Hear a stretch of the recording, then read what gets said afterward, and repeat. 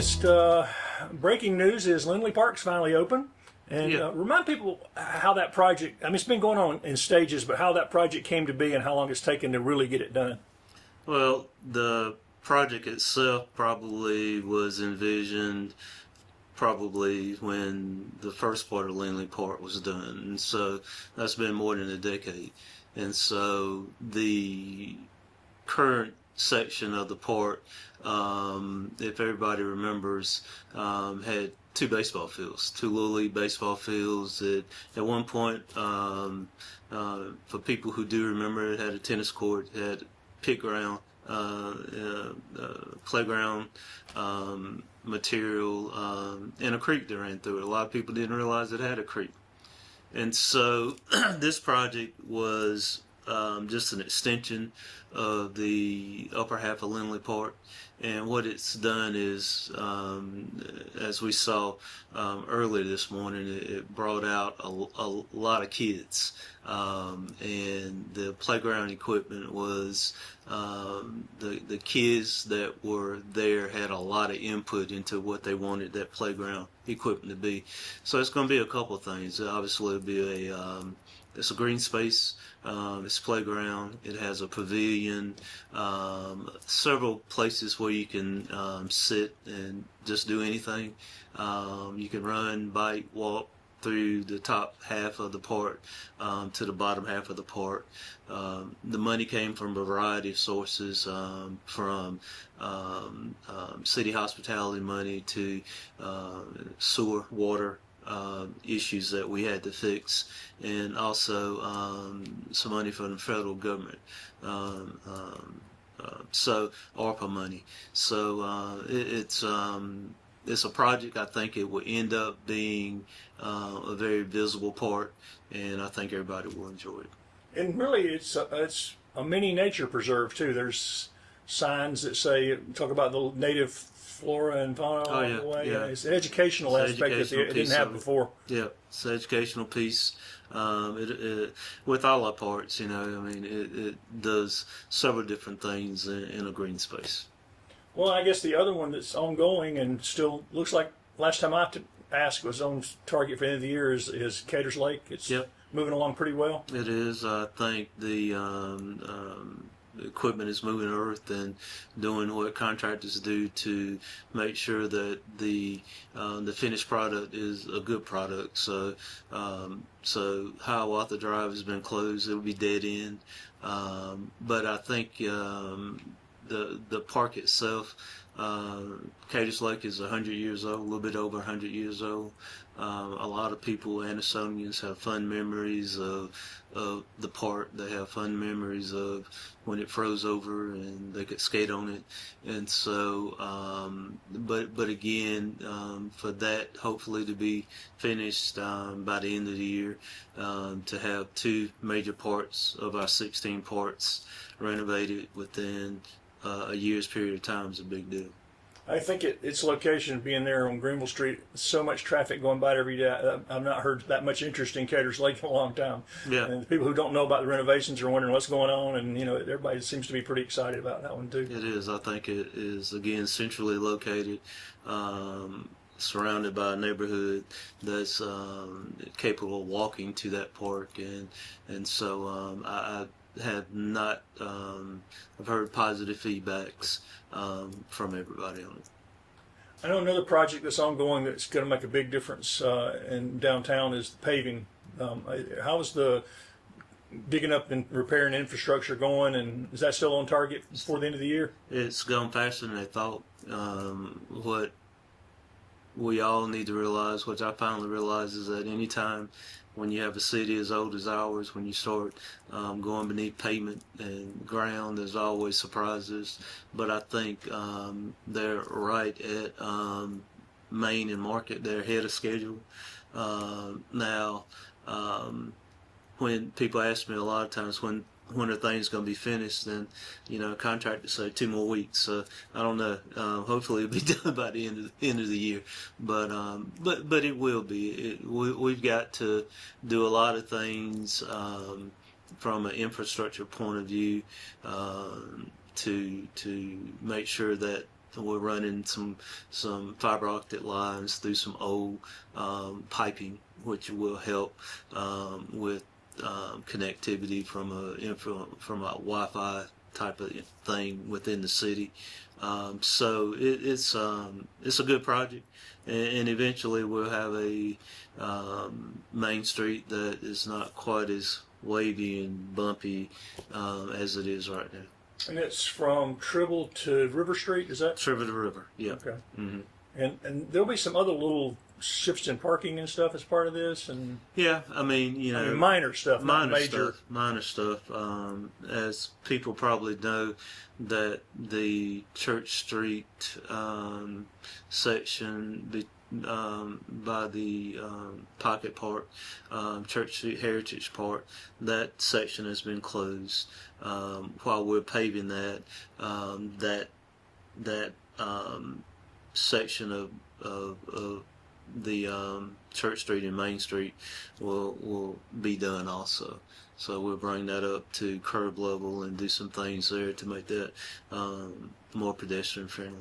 A lot of people that I've talked to really like it being closed. I don't know. Yeah, we ain't got any pushback on it. Sometimes you do things, you take a test and you close it and see whether or not people react to it. And to my knowledge, nobody's really reacted to that street being closed. I know we've talked about this before, but has anybody decided if they're going to leave a little bit of the trolley track and the brick exposed? I'm not really sure about that. Last time when we found those trolley tracks more than a decade ago when we were doing some paving and brought those back to life. So I'm not really sure. It's not too bumpy right there, really. No, it's not too bumpy. That's a good question. I don't have an answer for that. And I know, of course, roads in general, the city is involved. Y'all appointed, not only is the city, y'all appointed, between the city of Anderson and the people y'all appointed, y'all are half of the capital funds committee. And that group should have a roads list by next week and get the referendum ready. How would that help the city if that passed? Well, from our point of view, we appointed a commissioner, Trey Thomas, and Trey appointed 2 more people from the city of Belton, the city of Pendleton, and as you know, the county has 3 appointees. For us, we gave a presentation to our council about some of the projects that we thought would help. Mainly for us, I think we're trying to make sure that intersections are taken care of. There's some intersection projects and road projects and sidewalk projects that we think would be very helpful if that referendum passes. I think, last November, one of it passed, the other one didn't pass, and this is... That sort of indicated there's some confusion about the whole project. And so this is a little clearer. The state allows the county to go down this path. I personally, I don't like to impose fees. But certain fees are important fees. The hospitality fee is an important fee. We couldn't do some of the things that we've done without the hospitality. This fee, and it would be done right, would just make our citizens' lives better. The state's gas tax was very important for our state. We raised it. We had the lowest gas tax. But you see some of the projects throughout the state that are being used for roads and bridges and interstates. It'll be a long time before that money filters down to the local level. And so in my opinion, we need to take care of ourselves. Some of those fees would be paid by people that don't live here. And so that's the progressive part of this tax that I like. And the commission will make a decision. The county will sign off on that, and we'll vote for it in November. And you mentioned intersections that are important. I think one of the things that can get lost in this discussion is public safety. It's a public safety issue as well as just bumpy roads and potholes. It is. I mean, they're obviously, you hate to see accidents and pedestrian tragedies, but those things have occurred over the years because of the lack of infrastructure at important places. One of them, Crestview and Midway, not Crestview, Oak Hill Drive. Oak Hill Drive in Midway. That's a four-way stop sign that's really needs some help along the East-West Parkway pedestrian trail. So it's just projects like that. You know, I was out there the other day, and you got moms and golf carts going up and down the path now, and people walking. And it's important from a safety point of view that we create a environment where those intersections are safe. Let's look at some other projects. I know the city just approved some slight changes in the Franklin Street project. Yes. What's going to happen there? What are we looking at there when they get it fully developed? Yeah, I think it will be, for those that aren't familiar, this is at the corner of Murray Street and Franklin, right above AIM. And so the city's owned that property for a long time.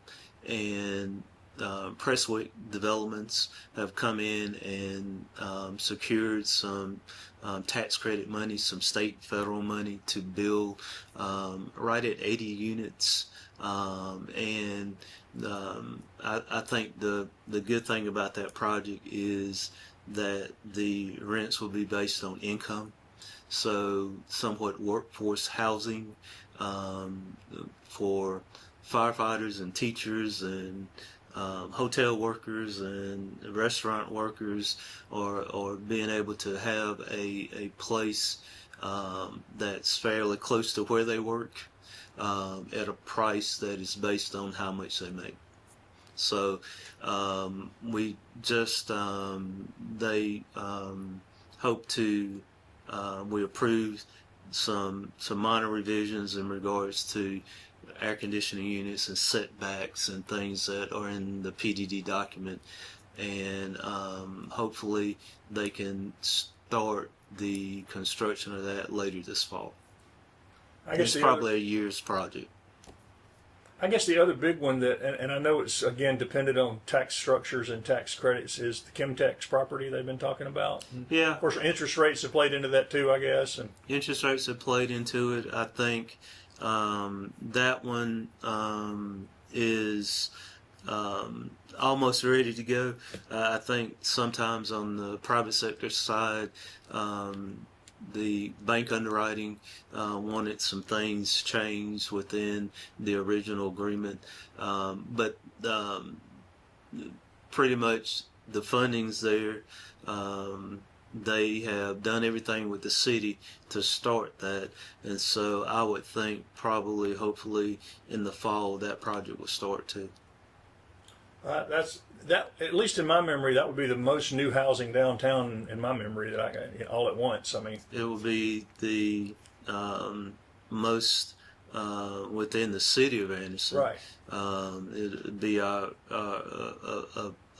big thing with market rate apartment living, not subsidized, not based on income, but this is a market rate, somewhat like the lofts at right behind Sullivan's on Murray Street. So it'd be very interesting to see how market rate. We think it will work, which might lead to people like to live downtown. I love the lofts, or you see walking and dog walking and people out and having coffee in restaurants and so forth. So I think that will help our downtown area, like a lot of things have helped, and so we're looking forward to that. That's a lot of units that were proposing, if I remember right. Yeah, I want to say right at 150, 160. So that is a lot of units. New construction and renovations of some existing construction too. And I know you and I have discussed this before, but it seems like that's the natural way for downtown to grow, because there's property across Murray there and over that side. It's Yeah, I mean, even for us, we talked earlier about Langley Park and the bike and pedestrian trail, and the next phase of that would be going ahead and constructing the bike and pedestrian trail to the rec center ball fields. And the next step on that one is in our budget is to start the planning from the rec center ball fields to downtown. So being able to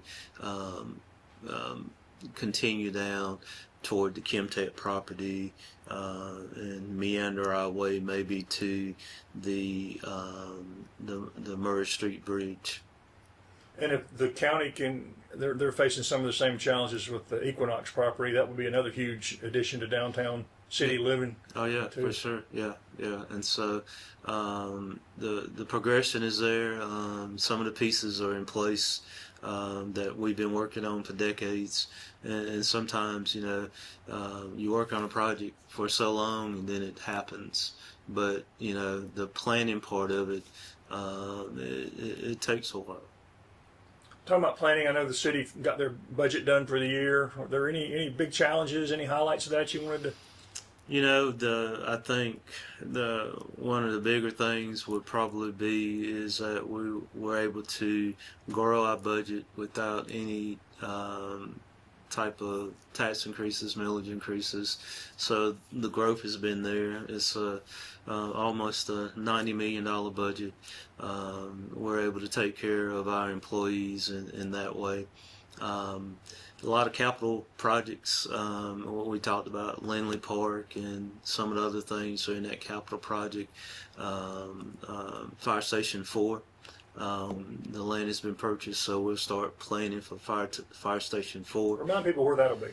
That will be off the East-West Parkway on the first cut behind Chick-fil-A and being able to go to Sam's and so forth. But so it'd be right on the corner of right next to the storage units right there on the East-West Parkway. And we need to do that. Just fire, again, we're talking about public safety. We got to, it's very difficult for our fire department at times during the day to get from point A to point B because of traffic. And so we've got to be able to cover that part of our county. So within our budget, we project a lot of 5-year capital projects, from water, sewer, to fire stations, to fire trucks, and that's part of how we bike and pedestrian trails. And so that's one way that we try to do all of this. And of course, law enforcement is always one of the biggest parts of any budget. I mean, that's things that people don't think about in the budget that's there that they sort of take for granted. Yeah, law enforcement. Just talked to some kids a few minutes ago, and we got to do law enforcement and public works and fire department. We got to take care of people. That's the main thing that we have to. And as you say, one of our biggest expenses in the city are our public safety, the payroll of our public safety, and that's important. Any other big projects on the horizon for the city or for downtown? I think probably so many times there are things that pop up that we don't know about until the planning process goes from a developer. There still is a lot of activity, I think, in regards to commercial ventures. You start looking at new Panera on 81, new coffee shop right on Main Street. And so things continue to grow. People continue to move to our area. People like me and you aren't moving. And so people are moving here. And so we've got to figure out, again, how to plan for them and how to assimilate them within our community, within the footprint of the city of Anderson. I think, recreation is important. We provide a lot of cities don't do recreation programs. The city of Greenville doesn't do recreation. We do recreation. We provide recreation to, in my mind, School District 5. You know, that's part of what we do, and we do that, and that's not a you don't make a whole lot of money. You don't make any money, but it provides a quality of life thing for our kids and our adults and our seniors. So we've got to continue to do stuff like that. And the recreation center is just full. I mean, have you ever thought about expanding those offerings down there? Yeah, I mean, we're right at the end of checking off everything with the 2 parts about our recreation master plan. We'll start planning again for what the other projects should be, and maybe part of that would be the expansion of that facility. The footprint is there. I mean, we've looked at it before, but like you said, it's used. It seems to be packed all the time. It's packed all the time, and so we've got a plan for that growth. And one of the other visible downtown things is the construction going on just north of Phil Jewelers there on North Main. Yeah. Expansion there. Expansion there. Old train station or something. Yeah. I mean, it's been. What else is going to be in there? How do you know? You know, it's my understanding that the sushi, losing the name right now. Mai or whatever. Yeah, Maki. Yeah. Maki's expanding into part of that space, and the top half of it will maybe be some residential space. So, but it's working. They're bringing it back to its original form, and so that's all positive too. That looks nice when they come back and you see the old pictures and you can recognize the buildings. Yeah. Speaking of buildings, the building that's right across the street that the city purchased early in the year, it's an old building. You know, a lot of people have looked at renovating that building, and you know, we all hate to tear down our history, but it's just impossible. It continues to deteriorate, and so we gave the approval to start the demolition of that building. I mean, it's shifted a little bit again over the last couple of months, and so from a public safety point of view, we're looking at probably within the next couple of months of that building going.